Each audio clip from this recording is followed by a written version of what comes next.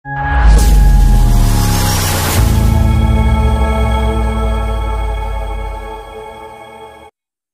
गे सानाम को तेहना आर मिदटांग नवा भिडियो रे सानाम को सांगुन दाराम।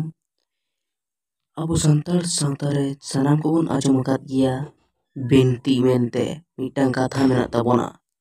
तेरा उना बिनती दो चेद काना उनागे तेहन बन आजम गद काले दो नवा भिडियो मचाते।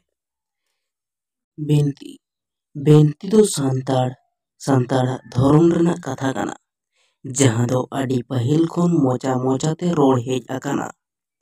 मेने जहां रे तीसों ती बांग लाहा आकान ओनाते ओना दो बिनती को मेता काना। नोआ बिनती दो मोचा मोचाते सेरेñ ओनोहे तालाते ओनोहे से आड़हे हिजुक काना।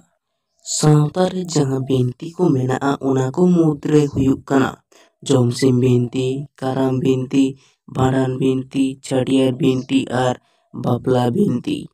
बिनती रेना मुरुद साताम दो हुयुक काना मानमी ओका लेकाते को जनाम लेना से जनामेना। जनाम तायम चेद चेद कामी होरा को एतोहब लेदा और मानमी को गोज लेन खान चेद कामी होरा को पालावा। ओनागे बिनती बाखेर रे गाबा से गाबाना काना। जेलेका जमसिम बिनती रे मेनाआ जमसिम बोंगा देवा सेवा रेना कथा। छाटियार बिनती रे दो बाले गिदरा को सावता रे सेलेद काको रेना कथा। और भांडान बिनती रे ताहेना मानमी को गोज लेन खान उनकुआ होय जीवी तला ओड़ा रे ठाव नाम लगी ते दे बिनती बाखेड़ा। काराम बिनती रे काराम बोंगा देवा सेवा रेना कथा मेना काना।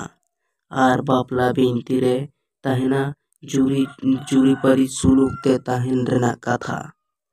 नोआ बिनती कोगे मोचा मोचाते सेदाय खोन ओढ़े हेज आकाना ती दो मोठे बांग लगाव आकादा।